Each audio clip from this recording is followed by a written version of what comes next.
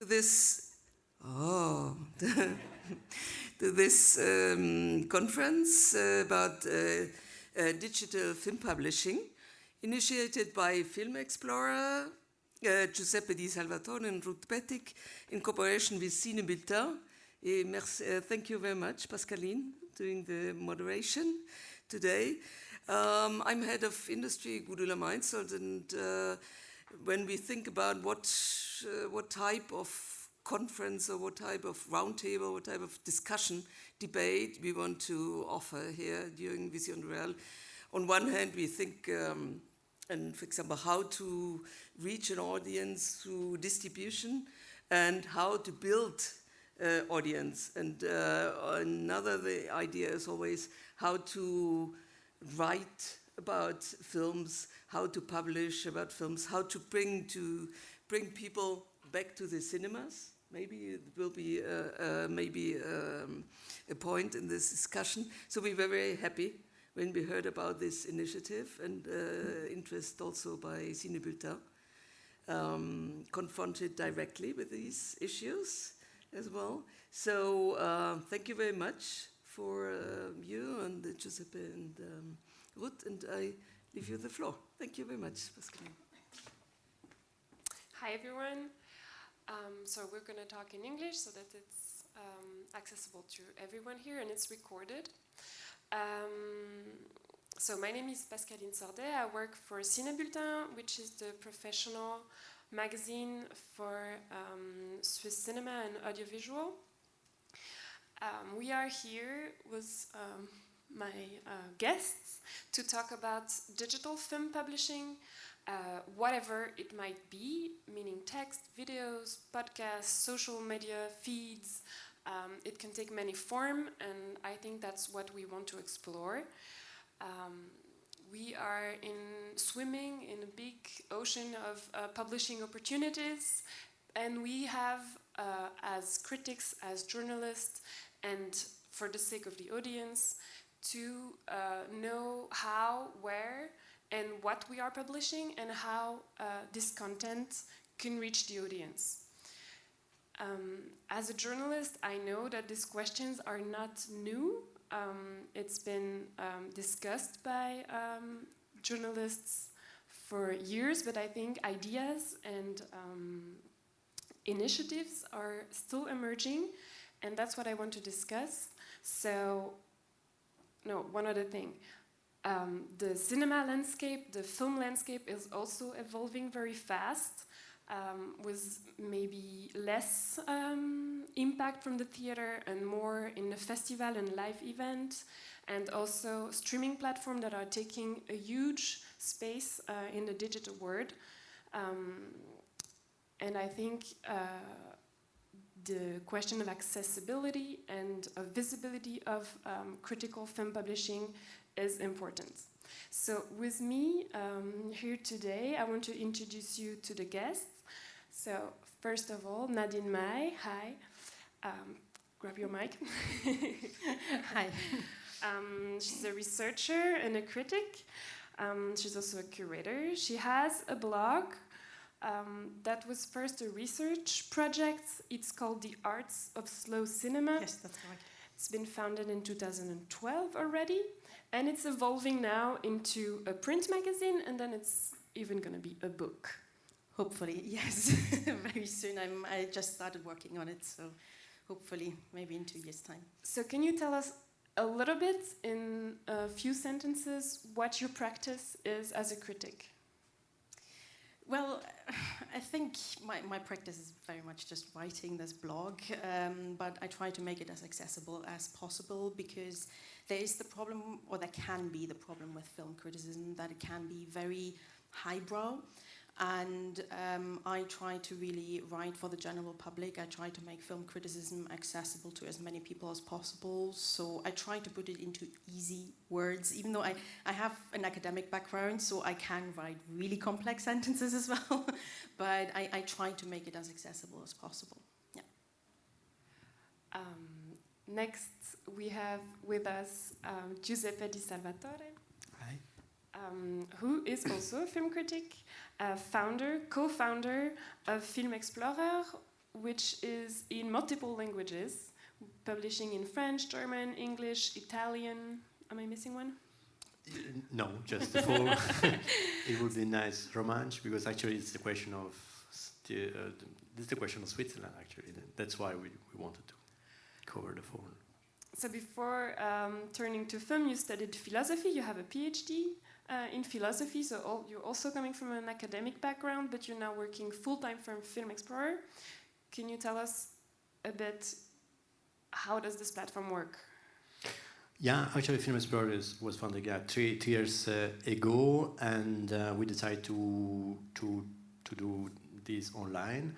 And one of the first questions was how was the specificity of this medium, and so we tried also with the experience we did before to integrate not just text but also video, mainly video interviews and audio, and so that was our first challenge to the question of multimediality, and actually we are very enthusiastic of this the possibility of digital world, but at the same time we wanted to have a critical doing criticism, and so also we realized the limits. We are going to speak about that, probably the limits of using all these different kind of medium.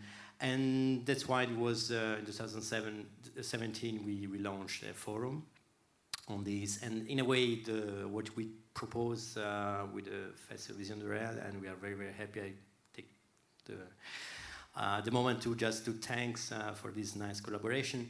Actually, we wanted to continue to reflect, because for us it's an open question how to publish. We try something, but in a sense, we also remain very classical. We focus more on text, how to write a text on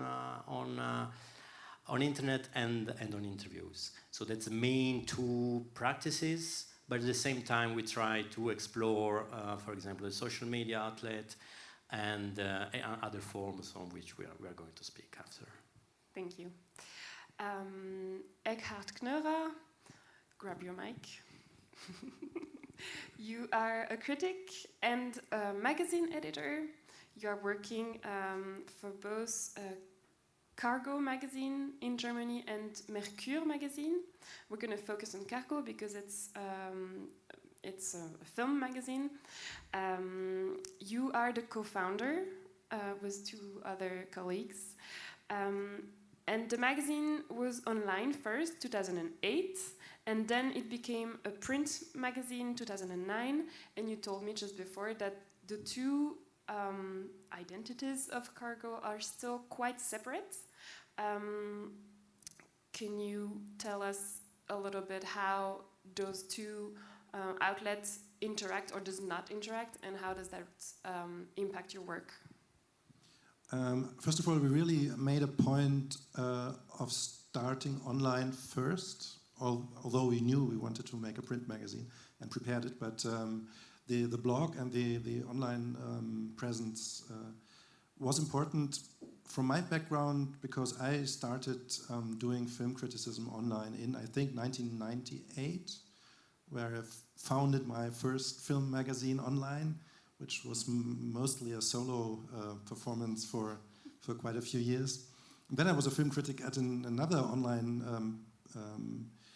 cultural magazine, Perlentaucher, in Germany.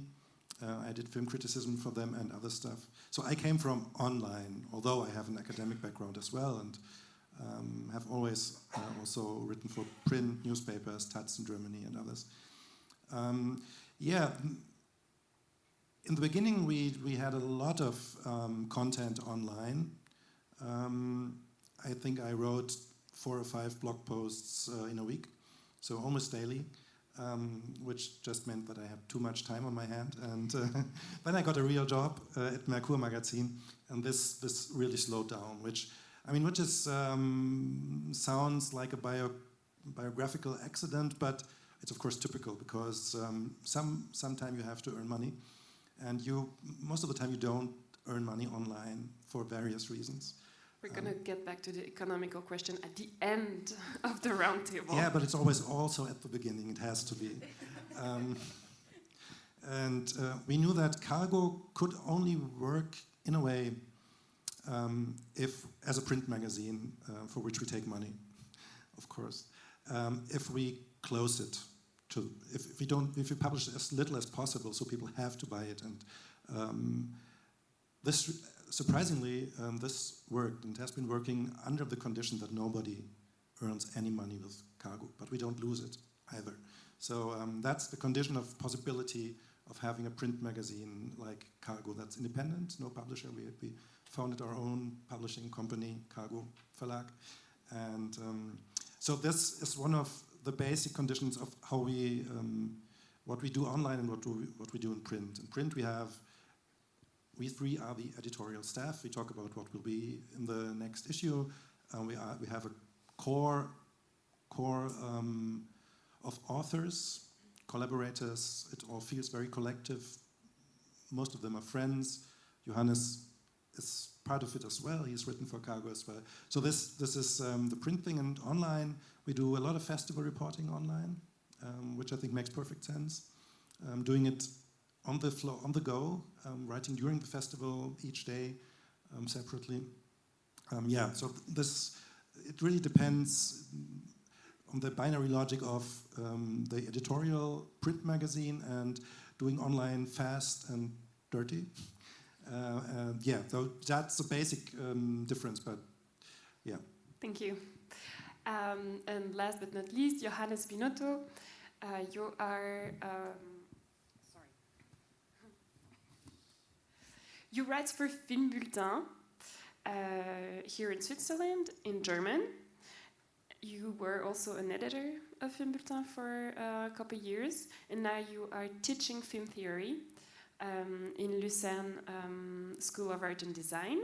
But I want to stay with the critical part of your work, so Film Bulletin. As an editor there, what was your main... sorry, I lost the word. So how did you work concretely? I mean, what was your main concern? Film Bulletin being also like Cargo, both a print magazine and an online publication.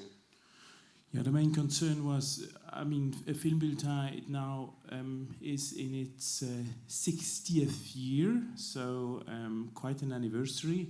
Has been around for a long time, but also has not been much invested in before. And the main question was also how to move this very traditional film magazine also into the online world. So we did quite a lot on how to present ourselves online, how to produce additional content to the film magazine, while at the same time, and there I strongly have to underline what Ekkehard said about economy.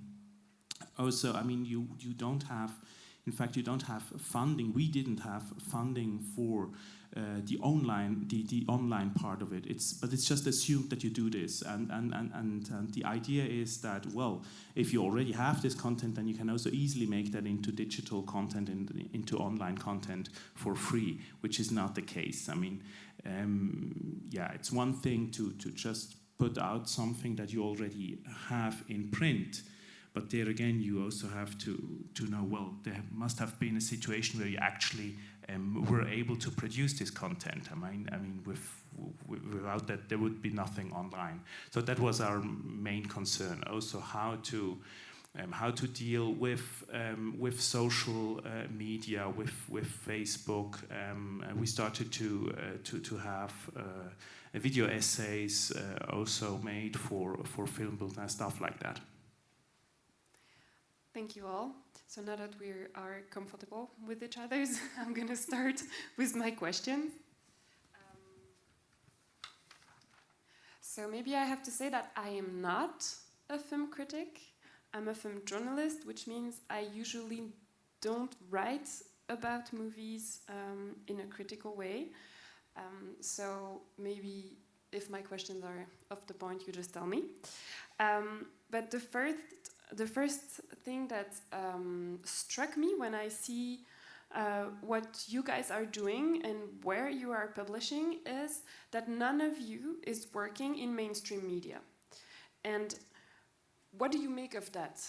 I mean, does it mean that the critical content doesn't live in mainstream media? Or how come that you all, as critics, work outside of the mainstream media? Is it a choice? Or I really would like to have all of your opinion on that. What do you mean by mainstream media? Because I work for newspapers, and Republik here in Switzerland, which is a mainstream online magazine. So I would say public service, daily newspaper, generalists. So you do, but Cargo is not. But no, it's a film is. magazine. Okay, so you work also as a critic in mainstream media. Yes. So what would you say is the difference in your work when you write for mainstream media and when you work for Cargo? Is there a difference? Yes and no. Of course, in mainstream media, if you want to call it like that, it's daily newspaper. You know that there are a lot of people who are not experts in film, and a lot follows from that. You can't assume they have expertise, so you have to explain more and tell more and use less expert vocabulary. But that basically is it, I think. I have to take film, each and every film, as seriously as I do in mainstream media, as I do in Cargo. So it's, yes and no, it's a different, and at the same time it shouldn't be, because seriousness in taking films and the audience seriously is the main point. Yeah, and I quite agree with you, but it's also you can speak to a different kind of audience.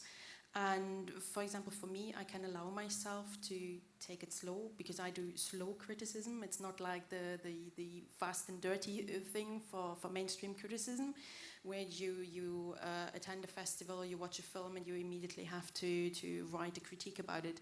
I can watch a film and then review it 2 weeks later once the film has really settled and I had the time to actually think about it. And for me, the interest has developed organically out of my research, out of my PhD research. It was a very natural thing. It was not a conscious choice that I have made. But I now see I've done this for 6.5 years, and I know that I speak to a very different public in terms of I can say something in my blog posts that is not necessarily. I said earlier that I try to make my writing as accessible as possible, and it is true to a point, but I can also make references to certain ideas within the niche of slow cinema that only a slow cinema audience would understand. So I cater specifically to that audience. Yeah, I also think the question really is, I also think it does not really must be that different from the point of view of the person who writes, but it's rather the question, where is the space? Where do you have the place where you can actually write, for example, a long piece, where you can write an essay? And I've also written for daily newspapers, and I just experienced, as everyone has experienced who is writing for a newspaper, how the space that you have allotted to a text has grown, or rather not grown, smaller and smaller over the years. And I think that's really the main issue, because for certain interests, and if you want to develop a certain argument that goes beyond just telling you this movie is go watch this movie because it's a good movie, but rather if you want to connect several movies together, if you want to branch out into film history, it's just a question also of space and where you get that. And now it's only in the, I would say so. I mean, the Republik is an interesting experiment where it's different. They have very long texts, but it's also to do because they're not in print. Now you have space either digitally if you publish online, or as like with the last Mohicans in the film magazines. But in newspapers, it's getting difficult.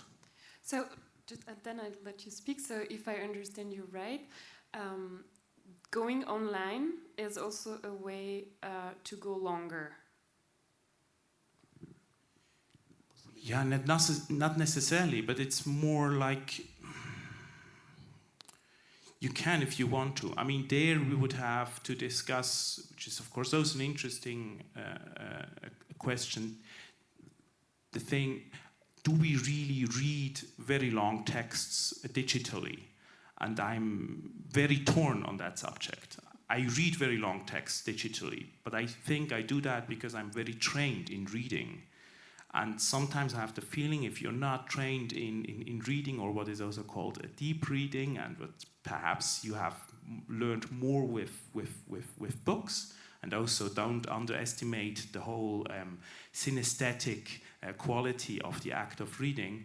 I think if you're very trained in that, you can also read very long text digitally. But I'm not so sure if I'm really like a model for the average consumer. Yeah, I mean, this question for us was fundamental at the very beginning of when we decided to create Film Explorer. Actually, if I interpret well this question in the sense mainstream or non-mainstream, more as a question of the question of public, and for us was very clear that if you want to propose. I mean, it's not just a question of long text, it's a question of complex argument if you want to defend a film with arguments. And so it's a question of time to produce a text and time to receive, actually. And this makes a strong selection in the public. I mean, we cannot imagine that there are millions of people taking so much time and just about films. We have to like films, and then you have to like to go deeper in the film. So. And that's why for us it was very clear that we are going to create a niche product, and we will remain a niche product. And if, for us it's a sort of existential pillar in a sense to say, okay, that's our we want to share with persons that have the same passion. And in this sense, you have the possibility to get long. It's just a possibility, of course. You can interpret the specificity of internet medium also in the sense of having to be very short and very catchy. But for us, we're more a question, okay, the digital world also presents us the possibility actually to do what is impossible to do just in a town. If I wanted to speak about with very long tests on films, on art films in Basel, probably there is just me and Michel here that are going, or very few people that are going to read and to follow this kind of product, this kind of exchange, and that's not sustainable. What is interesting in the digital world is that you have access to a global public, and this global public you can remain little and be enough big in order to create a sustainable activity. Then there is the question of money, of course. We have to enter there and to understand how exactly. But for us, I don't know if we had millions to create this kind of activity. We will remain anyway little, and little in the terms of how many, in the sense of public, and in terms of expectation of how many people are going to. So it's not just. I don't see it as a limitation, but as an advantage, and as a point of force, I will say, to be in a niche.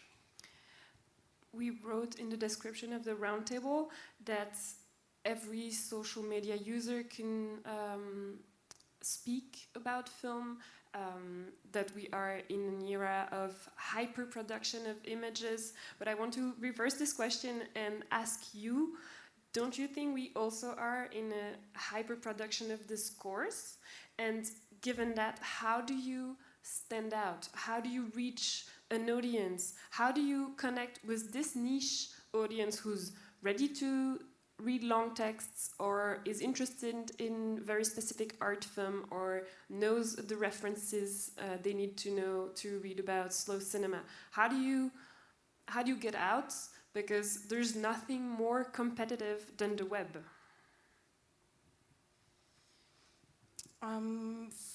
For me, it's quite straightforward because my blog is not just straightforward film criticism, but it's also a personal blog. I make very clear that my criticism is not necessarily very objective. I know that there's always an attempt at trying to write a critique as objective as possible, but my readers know that everything I write is very subjective, and that's perfectly fine. You know, even those critiques have to exist. But I speak of the films I can speak of films I'm writing of in very personal terms as well. So it is a sort of I crossed, or I established a bridge between film criticism and just, you know, a personal journey through slow cinema, and this is how I could grow my audience as well, because those who have been there from day one have actually walked these all the way with me. You know, they have seen the films with me, they have done a personal journey with me, and I think this helps me to stand out in the niche as well.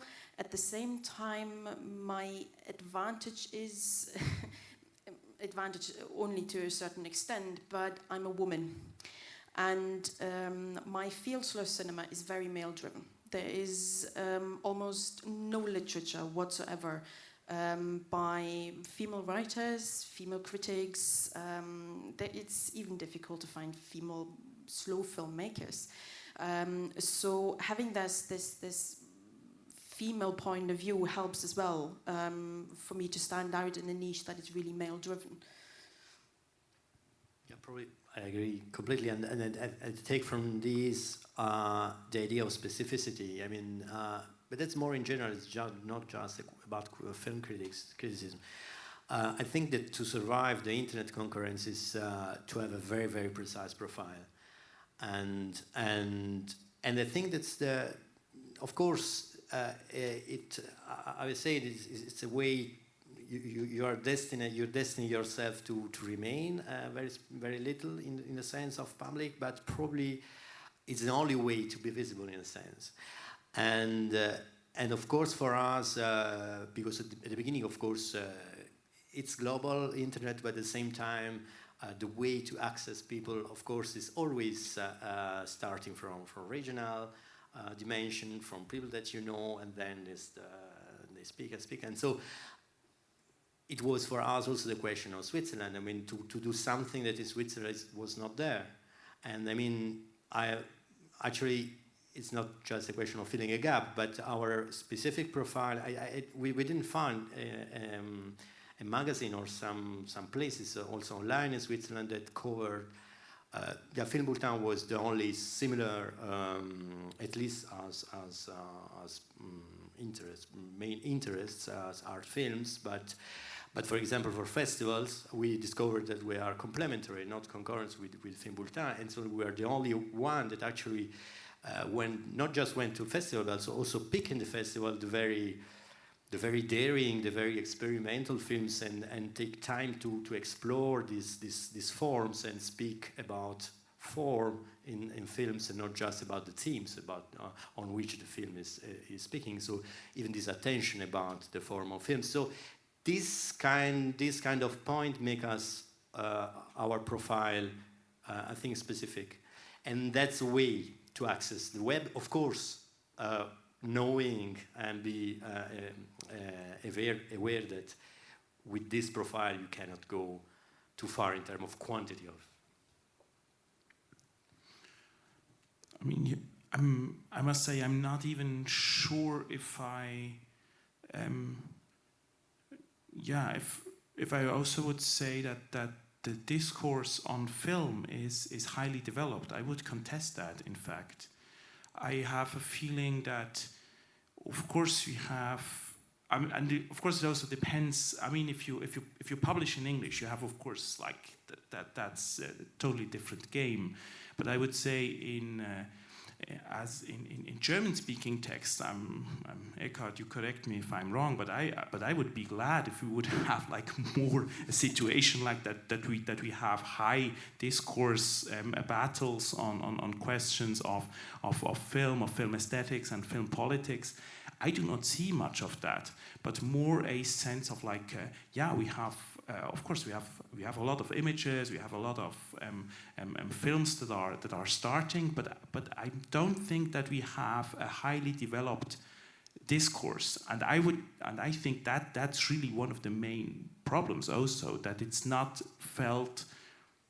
I mean, correct me if I'm wrong, but I have a feeling that it's not felt that cinema is something as political and vital that you fight over it, and that you also, I mean, I would also love it if we would have like fights on certain aesthetical questions, like that you would have people that say, I'm totally against close-ups in any case and stuff like that, and you would have those discussions. I mean, if you look into the discussions that you see in the film critique, for example, or in French cinephilia in 60s and 70s. So why is it missing, in your opinion? Sometimes I have a feeling like I mean, one answer would be that the position of cinema and what cinema is, and that the importance of cinema is shifting. But the other thing I also think is quite is almost like that we have grown very what's the English word? Very sat, very content with the status quo, and that we think, oh, we have all this around, and it's fantastic. And it's nice to have the film bulletin. They already exist for 60 years. We do not really have to worry about that. It's good that someone is doing that, but I don't really have to engage with it, right? And I think we're starting to see how problematic that is, because if not the audience is involved in that and think it's really important, we can close shop. I mean, when we founded Cargo, it was for one reason only. We wanted to make the magazine that we would want to read if we wouldn't make it, because it didn't exist. The magazine we wanted to make didn't exist, and so we founded it. I guess that's almost always the case when things are founded. You're unhappy with what you find, and so you start your own thing. Of course, coming back to your question, what of course you could do in the internet, and what you couldn't have done that easily, apart from fanzines perhaps in the print age, is you can write 100-page essays and publish them online. Then they're somehow accessible and out there. But somehow that's, people do that, not 100-page, but 10, 15. This does exist, but it does feel, and that was my first impulse in 1998. I thought, should this be possible? I just put something with a little bit of HTML, so hardly knew it, online, and everybody in every place in the world can read that? Yes, potentially, yes, but not everybody came. What you need is context, and creating context of all kinds is what we do. It's also means creating audiences that come back to you, creating a brand, to put it in a more business parlance. And what you create by that is creating a community also of discourse, as you describe it, of common reference points. That's what is our business. And of course we are happy if we create an ever bigger audience of readers, knowing all the time that it's a very finite number that's interested in this kind of discourse. So that's why we found magazines and platforms and brands and communities. So we spoke a good deal about the state of criticism nowadays. I would like to move to a couple examples so that we all see what you are actually doing with this publication. So maybe this time I start from the other side of the table. When I asked you all to give me examples of your work, Johannes, you sent me a video because you're doing video essay. So can we have it? Good. Do you want maybe to screen it, or at least it's 2 minutes, we can watch it? Yes. I guess. Okay. It's a very slow video essay. Oh, fantastic.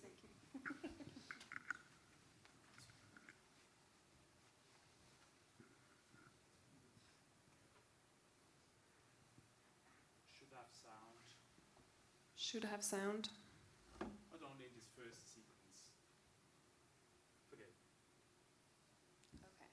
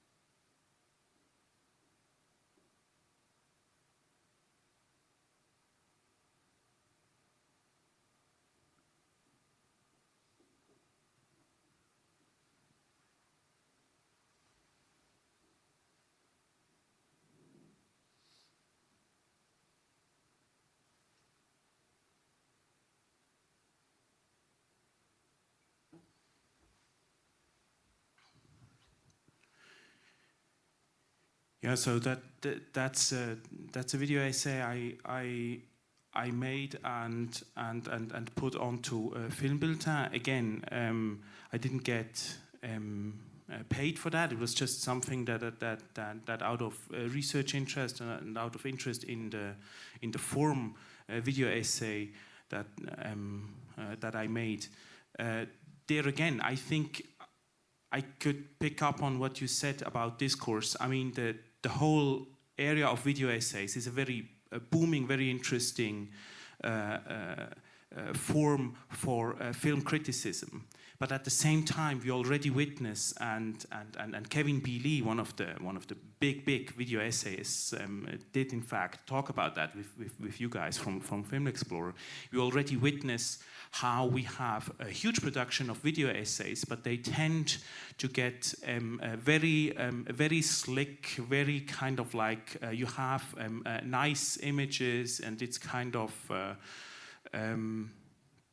yeah, how shall I put it? You feel entertained and witty at the same time. But he said he's starting to wonder how much actual content really is in there. And I was interested, and I'm also researching on video essays and thought, okay, the question of materiality, of film materiality, was something I was writing about, also have already written about extensively, and wanted to do a video essay that also do something different, in the sense of like not a supercut, but just one film, and from this film just one short moment, and then this moment repeated, and not additional soundtrack in like emotional music and stuff like that, but in a sense very, very simple. So and no voiceover.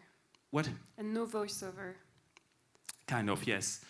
And but also knowing that I myself could not do a voiceover, so I'll write the text in it, and I'll use Epstein text and all that.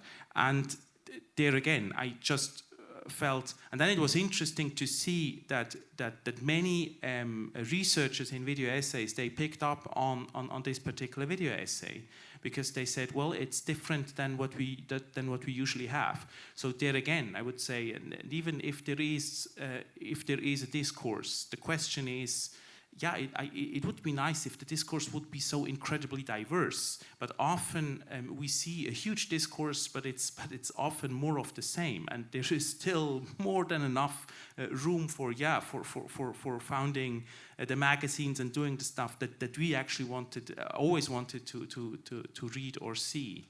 But still, I think we could still profit from a bit more diversity. So.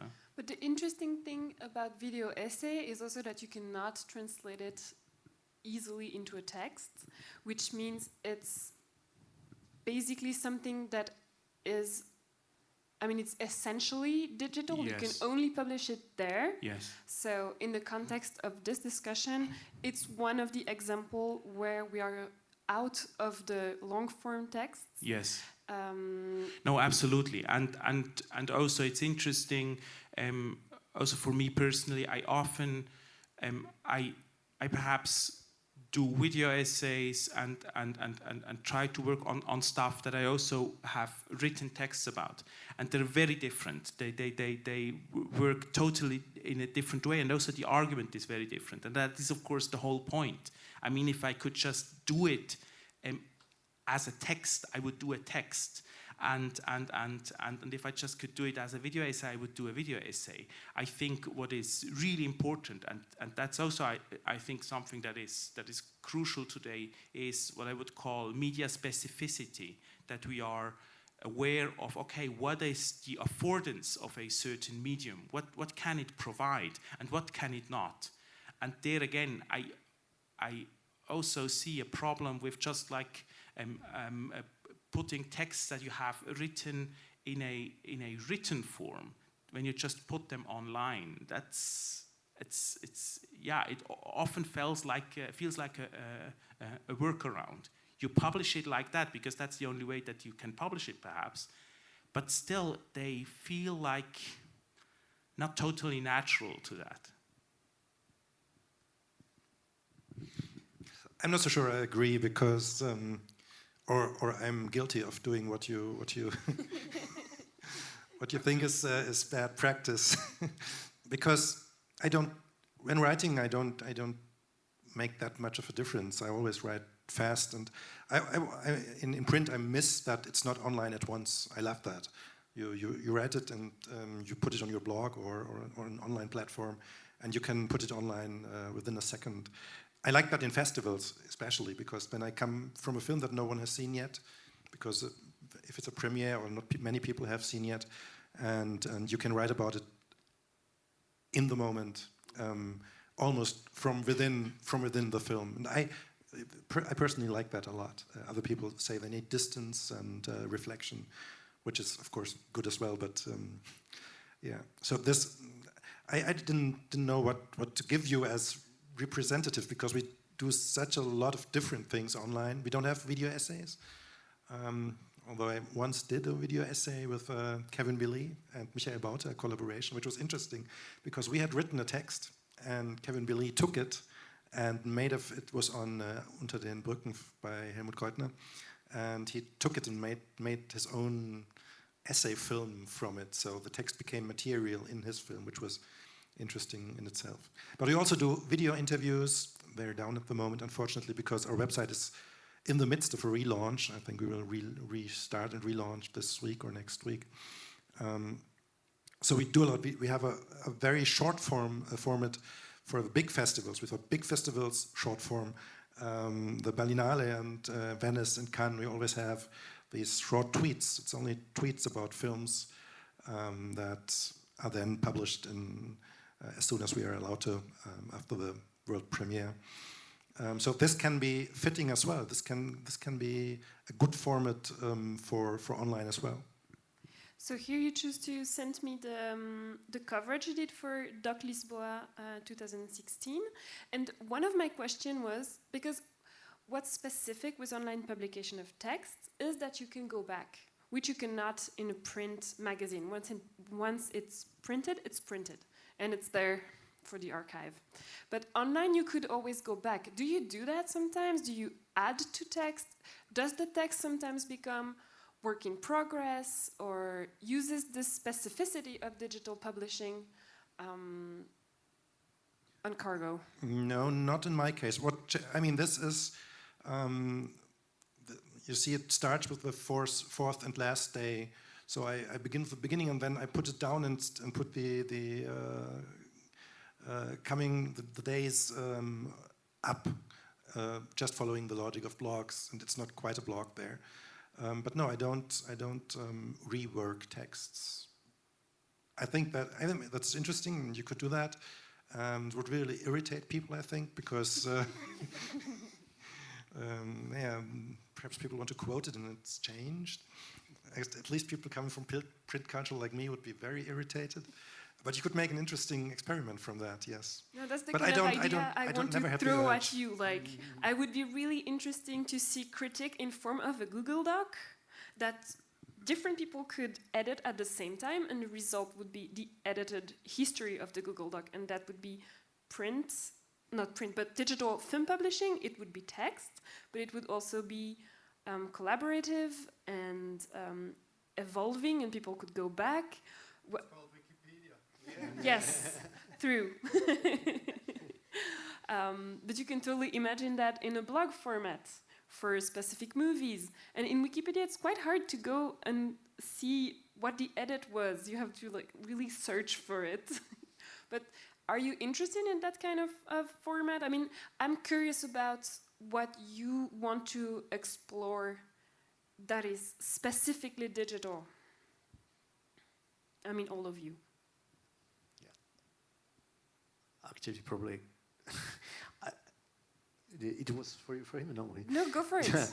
So, that was our main question from the very beginning. So I agree completely about the question of media specificity, because that was even a challenge, because we didn't have any school about how to use the digital tool, and so.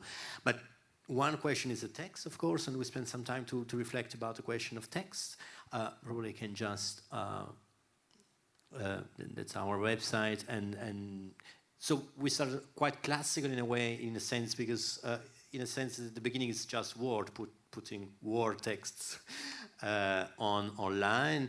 Probably can just open a normal article, and so I mean little quotes, and then there's a text actually, and with a trailer, and there for the question of text is more the question. What is specific for me in internet is the fact, for example, that you can skip, or you can go very very quickly with description.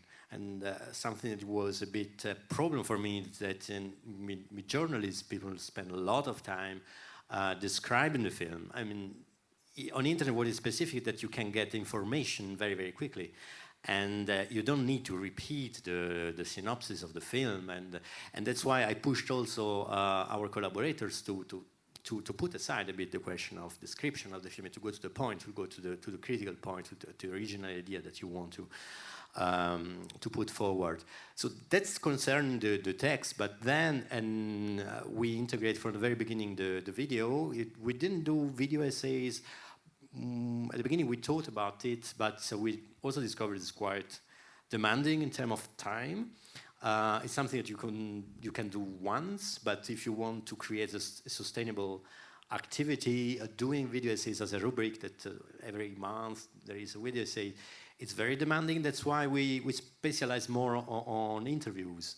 That's also a very classical way, but in this sense we try to find a middle way between the big television production at very good quality in terms of image and what you can find on YouTube, where people just put the camera or iPhone in front on the face and just speak like that. That's very horrible. And so we try to do something in between, so something low budget but with high quality.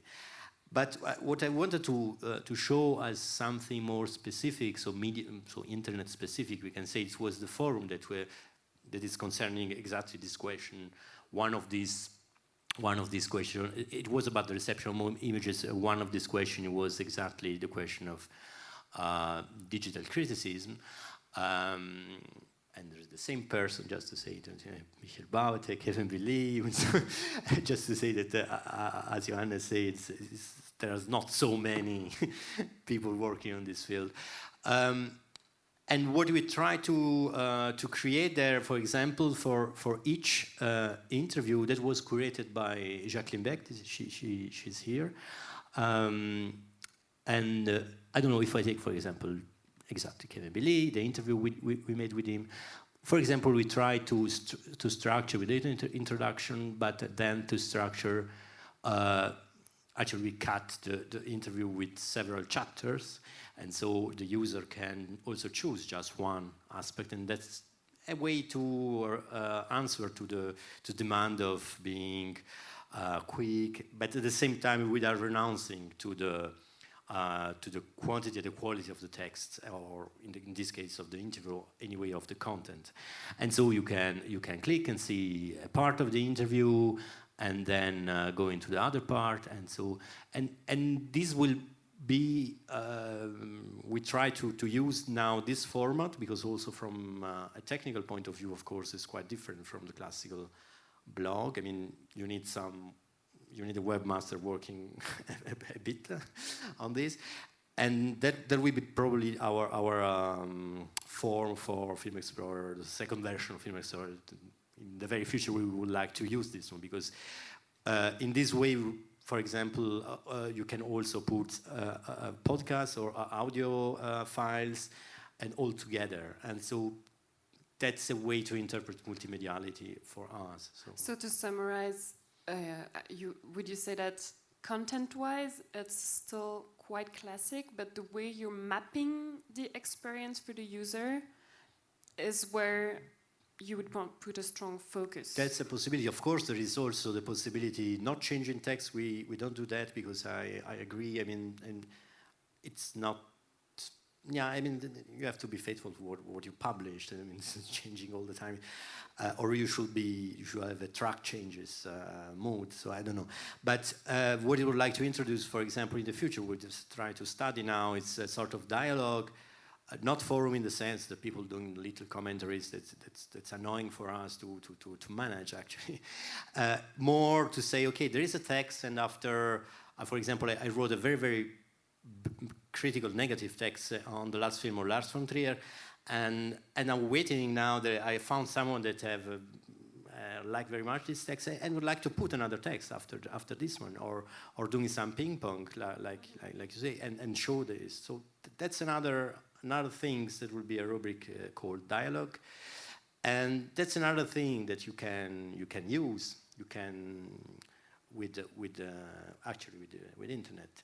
And then, of course, there is the big question, and I think we are going there after, of cross-mediality. It is not just to use different medium, so work in a multimedia way on one outlet like a platform, but using many outlets, so using social media, also the analog outlet, there could be meetings or conferences, and putting all these outlets together to dialogue. And so we are quite active in social media, and we try to create bridges between these outlets. We'll get back to social media, but I want to give the floor to Nadine first. So you choose an example out of your blog, which is interesting to me because you used lots of stills.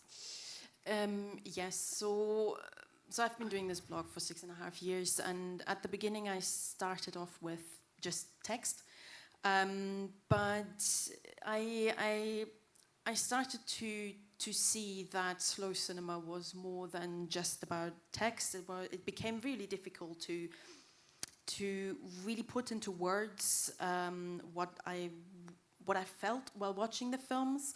So in a way, it's like a video essay. If I could write about it, I would, but it's probably better to make a video essay about it. So I tend to use a lot of screenshots that give me a chance to I use images to bring across something that I cannot put in words,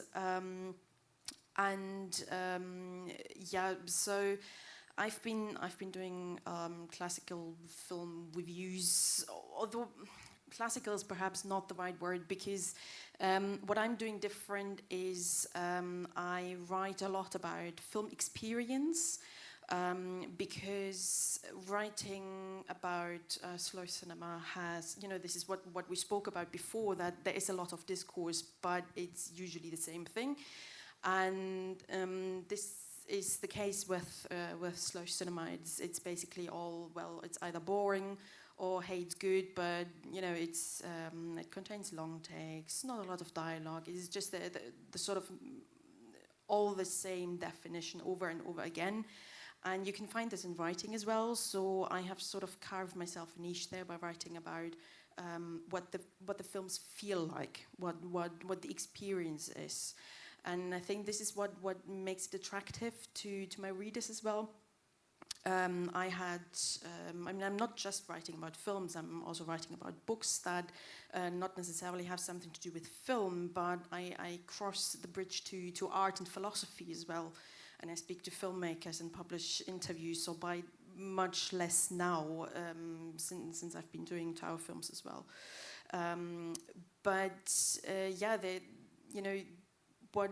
What I find important in my case is that I build a community and I stay in touch with them. It is not just my putting a text out and hope that someone will read it, but I have had a lot of contacts. People got in touch and spoke to me about their experience of films, and social media, live events. Social media primarily, okay. Or they email me through the blog, or they just comment on an article. And I remember one absolutely fantastic example of an elderly man. I think he was 70 plus, who contacted me through my blog, and something as personal as I have retired and I have found your blog, I have found the films. And they actually helped me with slowing down after having had a whole life of a busy working life. So that kind of thing. But even though it's very time consuming, especially social media, it is important to me to keep the community alive and maybe to grow it as well. But social media is really, really time consuming. I don't know what you guys think, but I spend more time on social media than actually writing proper articles, because with digital I find that it's very easy to lose your audience as well. With print I find it's much easier to keep your audience. Somehow I find that people who buy, I don't know, an analog thing, yeah, exactly. They do come back, whereas with digital, you just have to keep feeding them, which makes it very exhausting. I don't know about your experience. Is the same? Yeah, it's exactly the same, and there is a sort of volatility. I don't know if you say in English this of the digital world, but of course, yeah, social media is fundamental. We receive every month statistics about that. It's automatic. And it's more than 2 hours and a half per day, so 7 days, and so per week, and so it's much, it's a lot, but it's very important. And actually for us was the only way, and also we decided consciously, this is the only way we want to access people. We don't want to do big publicity, advertising about Film Explorer. We prefer to have a slow communication or that we exist because we are new, so people don't know about us, but we prefer that people know us after 2, 3 years, 4 years and so, but through a social contact, or through social media, anyway, through a contact. And it's a way also to select in an easier way people that just come and then remain. And what's quite interesting about us is that our public grows very slowly, but there is no, or almost almost no down. So it's steady growing. So, and that means that people that comes are already selected in a sense. The people that were searching for this kind of product. And so it's, yeah, I agree completely. And but of course the risk to this volatility, I mean, so we're already in the social media question. I think I heard two very different things. So one is building a community, and one thing that you, Ekkehard, said is using specific medium like Twitter to actually put new content out. So content that is not on a website, and you put it through a link to social media to drive people back to the website. So I wanted to discuss with you, how much is social media a promotion tool, and how much of an outlet in itself it is? Like, how do you use it? Well, I lied. We don't do that on. We don't do that Don't on Twitter. lie. It's like tweets, but they are on our website. Because we because technically it wasn't possible to put the tweets on the website the way we wanted it. So we built our own solution. You built your own Twitter. We built our own Twitter, but it's not Twitter because it's on our website. Ambitious. We took the short form. We took the limits. We needed the limits to have short texts, because we didn't want to have regular reviews and or even essays from these festivals. We have a Twitter account. We don't have a Facebook account with Cargo. It's very different with Merkur. There it's an important promotion tool. It should be, but we are just 3 of us, so we announced the new issue, and sometimes we retweet stuff, but it's not a very active account. So I would love to be able to do more on that medium, but time is just limited. I also have often the feeling that perhaps I'm promoting my own texts or my own magazine, but I mostly promote the social media platform itself, and I personally, I'm a serious reader. I only like stuff that I've actually looked into, but I also realize how often, and we also have to be honest to ourselves, how often we just scroll through and just tick the stuff that come from our friends, in the sense of like showing, okay, I find it nice that you're doing that, but I don't actually have. But the meta message is always also kind of like, or I feel that, but I do not really have time to engage with that because so many stuff is still waiting. So I'm in a way very torn. I just think we're now in a situation where we should, precisely because we have these different forms and these different medias, I just feel we must become even more aware. What are the different affordances of that? Is Twitter a space where I want to read long texts cut up into short messages? Maybe not, or maybe it is, or maybe precisely because it's not thought like that, it's interesting to do that on Twitter, and vice versa. I also think, in a way, that I still feel very strongly about a print culture. Also, in the sense, I mean, there's a reason why it's an actual job to develop typography. The question of how to cut up a text, how to spread it on these different pages. And if you're an editor yourself, you know how all of a sudden you realize, oh, I have to change the text, because if I move from one page to the next here at this instant, it does not make sense, or it's problematic. And that, I think, that is something I hold very dearly. Whereas I also hold very dearly that this what you're doing, the possibility. I mean, you're writing a text and then have these images and have them integrated in the flow of your text. So I really see it more as a situation where we have to get even more aware. Okay, what can these different media provide? And I often have a feeling that for lots of people they're not there yet, in the sense of like that they feel, you're already doing this. Why not just put it online, or why not just do it like that? And you have to tell them, well, it does not work like that. It's not the same. It's also a radio. If we have a radio piece, and I'm a huge fan of radio, I mean, it's something different than to have that in a written form. Whereas I also think you guys from Film Explorer, with your interviews, you really have a niche there that no one is doing, because it's something different than have a printed interview. It feels totally different. And no one is doing that. And on the one hand, you can say, okay, it's something simple. We set up a camera, we record the talk that we have with these people. Yeah, I know it's far much more than that. But the thing is, and that I think that is something that is very that's very specific, that you can only do that way. If I can react to this, I mean, but more about the social media.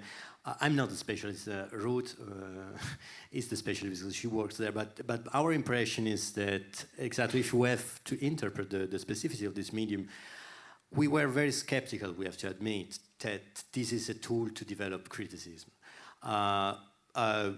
I'm quite curious now to discover your SMS format, because it's quite short and you try to do something critical in this. So, but we'd really interpret for the moment this form as, of course, there is differences because Twitter is even shorter and more like promotional, and then or like a language that can say a lot of things, but not really doing criticism.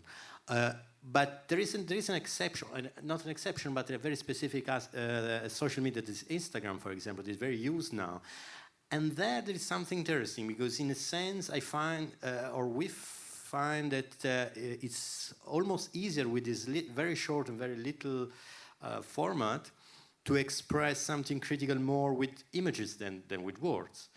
In the sense that if you, in terms of profile, and I come back to the question of specificity in general of being a platform or using internet today. So to build during the time a profile, an image profile on Instagram, that could be, I would not to say a critical stance or point of view, but it could be already something that is recognizable and that push to the critical point of view that is expressed more on the platform. So probably with images, I will say it's probably easier to do something specific with social media that is not just a copy or just the copy paste of what is on the website. But of course, there's no rules. It's a word of tentative essays and so on. So I have many more questions, but I want to know if someone in the audience also have questions, because we've been talking for more than an hour, and I think it's time that we open the discussions. So if anyone wants to ask something to the guests, you're welcome.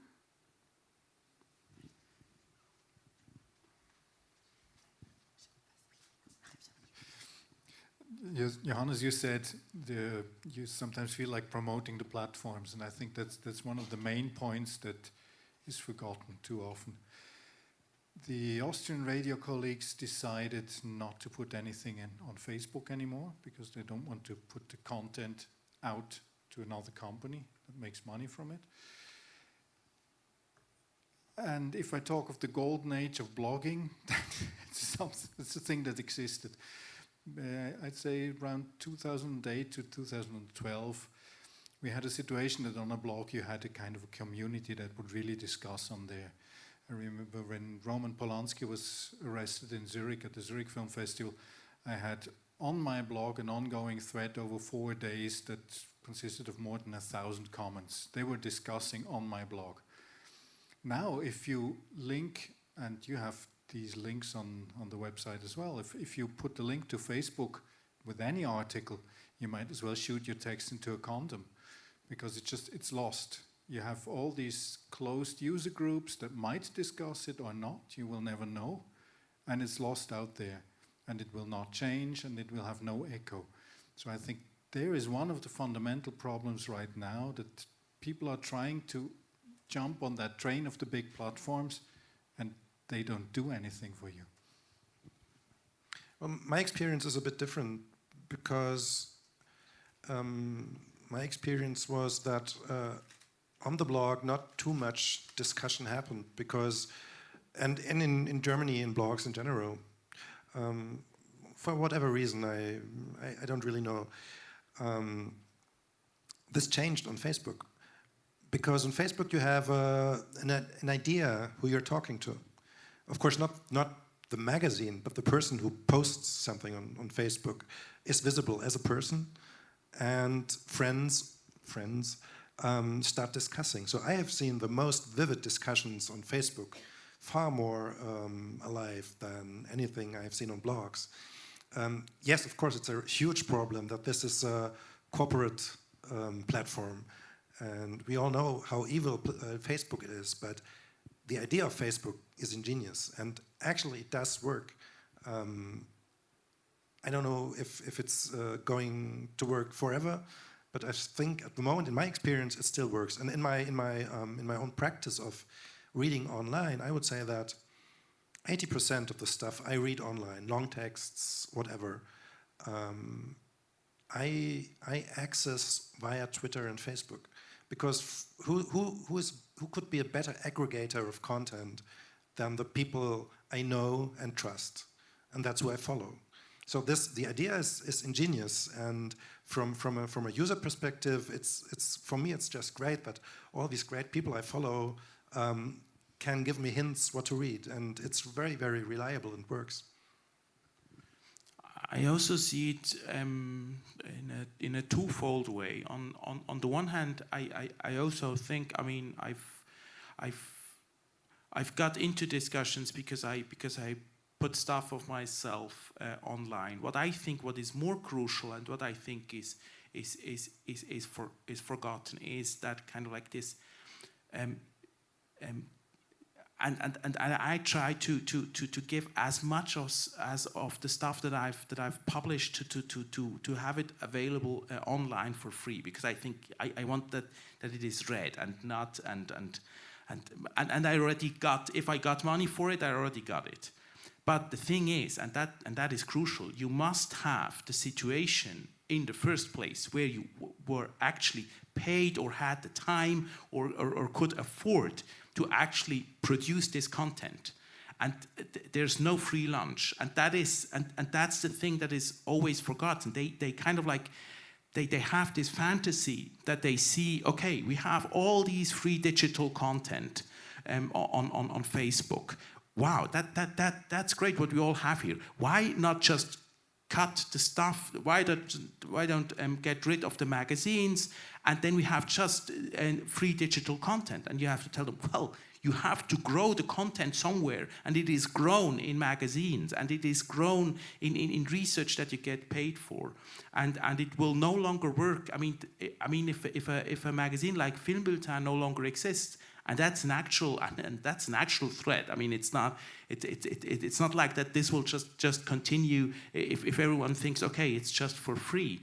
Then the field where I can grow the stuff that I then hand out for free, the field is gone. And it's not like that I will have all of a sudden the time that I think, okay, I'm just going to write a 10,000 word essay for free. No, it's not going to happen. I would like actually to agree with you, with Ekkehard, would say Ekkehard, on for example, on Facebook, according to our experience, but with a little correction from my part, is that more than a content aggregator is an information aggregator now, I think, and a link aggregator and a place where people recognize themselves, and it's a question of being part of the same community, etc. Because concerning content, I have the impression that you already, and now more than before, you need another interface. You need to use Facebook to go somewhere else. It's not a place where you can be satisfied when you speak in terms of content. And in these terms, probably, of course, the blogs in the golden age of bloggers, that was different because it was a world that was, in a sense, autonomous. In a sense, you could satisfy your need for content because there was an exchange, etc. And now, of course, I think it's lively. I think Facebook is not that at all, but more like a tool of information aggregator and links aggregator, I will say, than really content aggregator. And I don't want to enter into the question of the fact that Facebook is evil. I mean, that is a very, very big question. What do you do with evil? You just use to do something good, or you block and boycott. I don't know. I would like to see, but almost every bottle of water that it's Nestlé here, and so what I don't know this one. I have to. This one probably not, but I mean. We start with this on this path. It could be very dangerous, I think. Any other questions? Otherwise, I have one. Why do you think that critics are so text-centered? Film critics. Well, all critics, because the review is a traditional form and it's a form of written text. Somewhere in between journalism and academic oral literature, it's a very own form, and it has a long, long, long tradition for a reason. Why should it change for a sudden?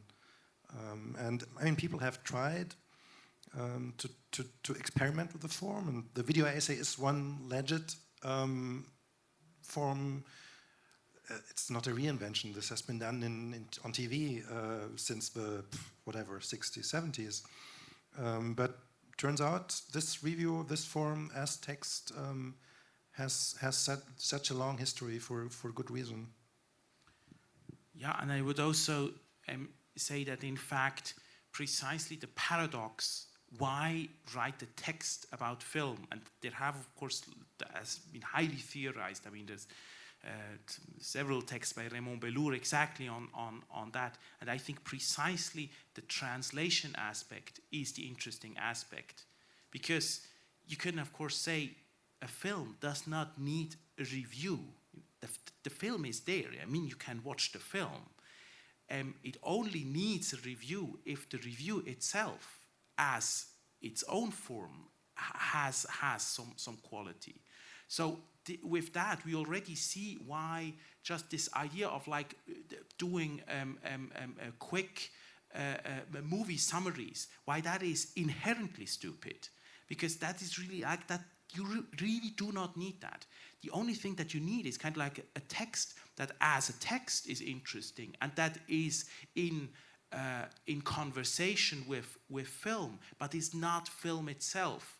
And as I said with the video essays are very much different from the stuff that I write, and necessarily so. If I just would try to translate a written text into a video essay, it's boring. I would not work with the affordances of the form. So I think, and I also think there is in fact I also see very much, there's not just a long tradition, but I also see very much a strong future for that, because this ability to translate, not just to consume images and be overwhelmed by them, and that the only reaction to the images is just to repost them, but rather to translate them, to do something else with them. I think that is today even more crucial than ever before. And that's precisely something that has always been done in texts. Yeah, I would agree. On the other hand, I see, with myself personally, sometimes words fail me and I wished I had another option. But I think for me, sometimes I also wonder whether we are text-centered because we have never learned it in any other way.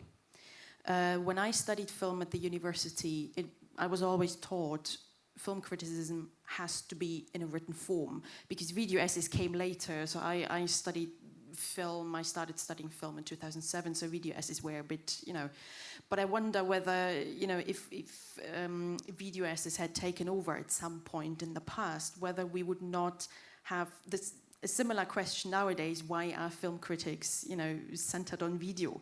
I think it is a tradition that is,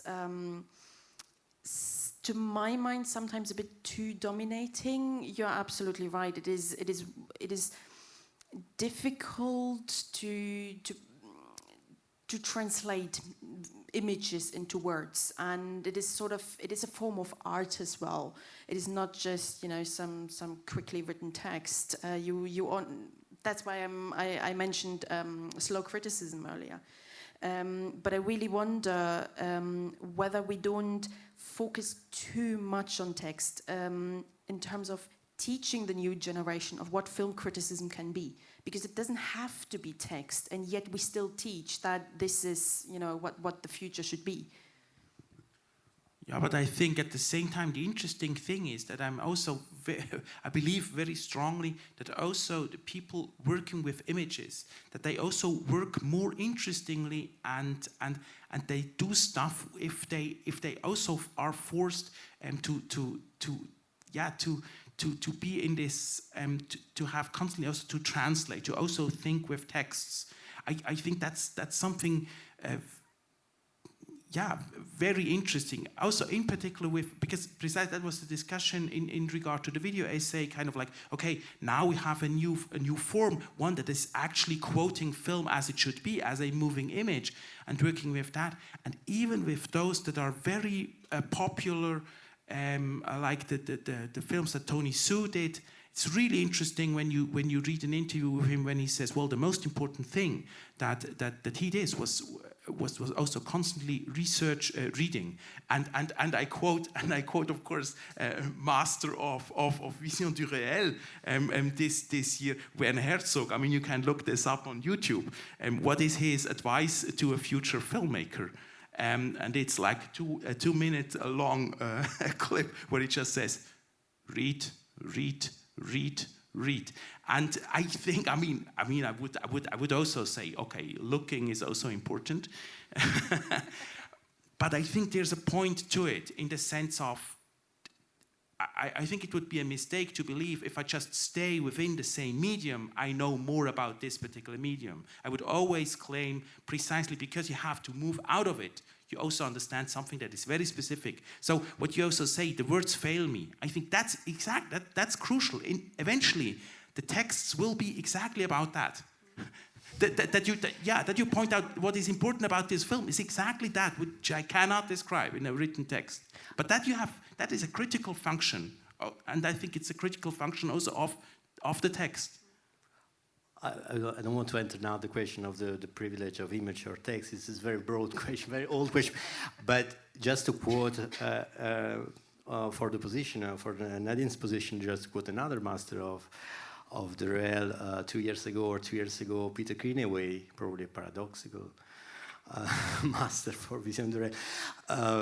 Actually, he made a masterclass about the question of visual illiteracy, that we are flooded by the images, but we are very, very, I would say notable, but we don't read images. We have no grammar for images. We have no. But my question my answer to this question will be very, very low, at the low level, the lowest level. I think this text is simply the perfect way to communicate something intelligent and interesting in a very quick way. I mean, if I have to produce as editor of Filmex, or I have to produce a text, I have to calculate a sort of X amount of money, and if I want to do any video, say I have to think five more. So, and if I want to write a good text, I need a couple of hours, and if I want to do a good video essay, not a bad video essay, I need 2-3 days. And for me, that's also a truth. I think that's a good point, and it's also true for the receiving end. 2 examples about texts. One,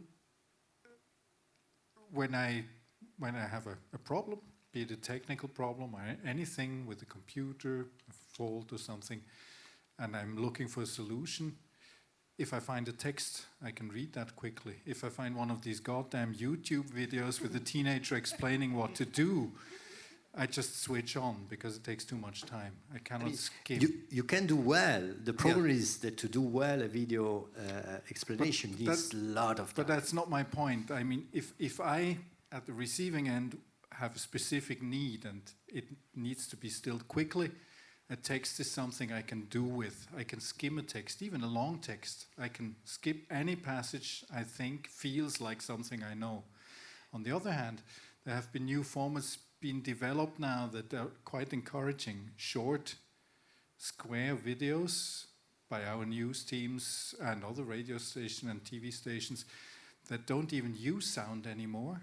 You see people talking and they have subtitles. And when I was astonished and said, why do you put subtitles on there? They say, the kids don't have sound on. They sit somewhere in public. They don't want the sound, but they read the subtitles now to get the content. So that's a completely new development of how text can work on something we never thought about.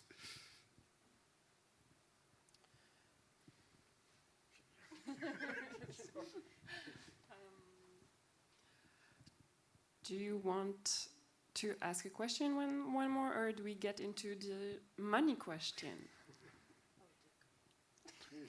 Let's get into the money question. So how do you guys finance all those magazines? Well, Cargo is subscription-based, but we have just enough subscribers and get enough money to get along without anybody earning any money with it. I don't think the market we are in is a market that can work as a market. It has to be funded by either state-funded or someone else, or you fund it, as I do, by doing other work that's paid and doing that for free. I don't see any serious cultural magazines that can survive just from the market, and that's just a fact we have to live with and to deal with.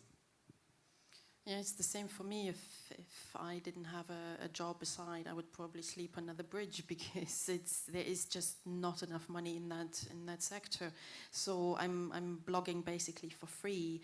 But what a lot of artists are using nowadays, and I'm using that as well as a writer, is is sort of, you can become a patron of the page. I wanted to ask you about Patreon. Yes, so can you just explain what it is? Well, it's basically you pledge, I don't know, $5 and you get something in return.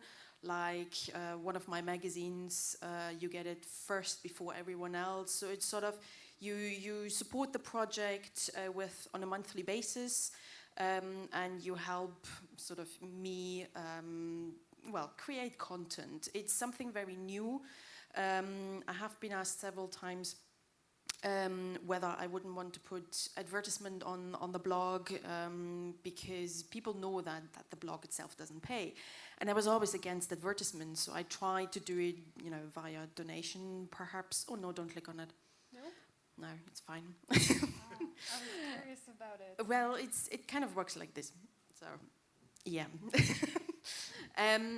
So you can. I have to redo the whole thing, but you basically, you can pledge everything from $1 to what do I have, $7, but you can give anything you want, basically.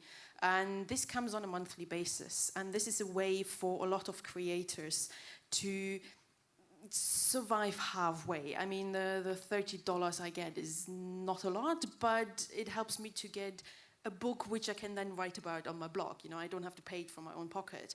And with the magazine I have started, it is there's no advertisement in it either. I'm the editor and the publisher, and the sale price literally covers the printing and the shipping costs, and that's it. And that's fine. I mean, I had the chance to stay in the academic world and make a lot of money, but I chose not to, and I'm kind of happy. I mean, it's not always easy to live like this, but I'm lucky enough to be in the position that I can sort of afford being there and doing this work, because it's a work that I like, and it's something that is really, really important, and I think goes for all of us. It's if you didn't have the passion for it, you wouldn't be able to do it anyway, with or without money. Probably I would like to give a less pessimistic note about the question of money. I mean, there is a huge problem, of course, for us but the first thing we thought, if we are going to create this and to do this, the first thing is that you have to pay all the people that work for us, and that was, of course, a very demanding condition that we give ourselves. But I mean, I come also from academia, or probably a poorer academia than yours, anyway. And so I was so used to that in culture world you work gratis, you work for free, and so. And I think it's a political statement to say no. Culture work has to be paid. So the first condition was this, of course, making more difficult the task. And in this moment we are in a situation that I would like to call exceptional, because we have no advertising, no crowdfunding for the moment, even because we think that in order to use crowdfunding or Patreon, it's a bit different, because it's not just once, but it's regular. But in order to use this tool and to live with this, I mean, to use this as a sustainable tool to survive, you need a great community. And so we are still building our community. So we are not doing that for the moment. We are just working through foundations and and with the little projects, sub-projects on Film Explorer that are paid, because sometimes it's easier if you have a specific project that have specific duration to get paid, or to have the attention of people give you money, than to say okay, to finance the structure as such. So, but I consider this an exceptional situation, because I mean you are also dependent, of course, on the fragility and the precarity of the foundation financing through foundations, and even because my ideal financial system for an activity like Film Explorer, a website, a critical website, actually would be paid from the users. And I think, of course, the problem is that now all what is online is considered free. It has to be free. There is this habit. I'm not against. I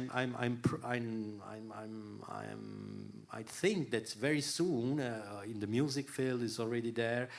it will become the habit to consider that if you want quality content online, you have to pay. Of course, you have to pay very, very few, even less than with the older magazine, with print magazine too. But I think that should be the perfect, or the more even giving us more independence and a good feedback, because if you are paid from the people that use your product, in a sense, is the best. And so we are studying the transition, but of course it depends not only of us, because it's a question of time. It's a question. I think we are not there. I mean, the people probably we need 2-3 more years in order that all the people accept, in a sense, that you need to pay to have. And of course, the other question is state. I mean, in Switzerland, I know that in Germany it's not the case, in France it's not the case, but in Switzerland, some publication like Film Bulletin is supported by the state, and it's not the case for the digital platform and the digital magazines. Actually, we asked why 3 years ago, and the answer was that we were the only one doing this kind of job, and that they could do something just for us. Now the panorama is changing very, very quickly, and I think it's coming, this question, and we are quite engaged also in defending the idea that the public financing of digital platform, because criticism for me is a sort of in between academia or academic work and journalism. It's not journalism, it's not academia, it's in between. And insofar as in between, and insofar as we consider that academic work, university, for example, has to be paid from public financing, insofar as it's like that, I think that also some good critical works should be partly supported by the Johannes? state. I also think that while on the one hand I totally agree, that I also think it is important that the individual user should get used to that he pays for something that he thinks is worthwhile. At the same time, I'm also very critical about like the individualization of that, because it can easily like brush over a structural problem that we also must. I mean, and like a cargo is. I mean, when everyone works for free, it does not really work on the market. It's you can only do that when you found it from elsewhere. And I think that's really a crucial discussion that we realize. And I think the question is very simple. Do we think that what is done here and now in this particular instance in film publishing, do we think that this is important, that we have that as a culture? And if we think it is important that we have that, it must be. It must be funded. Of course, it must also be paid for. But I don't. But I don't think it should be just. I mean, we had this discussion with the No Bilag, right? It is cynical to say, well, if you want to consume that, pay for it, because it is cynical in two senses. On the one thing, it is eventually it will lead to, okay, if you have enough money, you can of course buy wonderful content. If you don't have that money, okay, but we don't care about you. But the other thing that is cynical about it is it does not work that way. I just pay for what I consume. I cannot just. It does not work that I say, okay, I'm only buying this magazine for this particular issue that I actually read, or even just for this particular article, because eventually with that, the film bulletin would not exist, and eventually you would also not have this one article that you actually wanted to pay for. So you have to look for the field where the stuff is growing, even if you're not eating potatoes and broccoli today, because perhaps in the future you want to eat a potato, and for that you must make sure that the field still exists. And I think that cannot be solved on the individual and on the market base, but that is also something that the public must be involved. Yeah. That's why I think 50-50. I would say 50. Yeah. Thank you, everyone. Is there any last questions in the audience? If not, I think we will stop here. We've talked a great deal. Thank you for insights, examples, opinion. I guess we can all keep talking together with everyone who wants around the coffee machine. Thank you a lot to Film Explorer for initiating this roundtable. Thank you to Vision du Réel for hosting us. And thanks to you for sticking here with us for the whole 2 hours. Thank you, Pascaline, for moderating.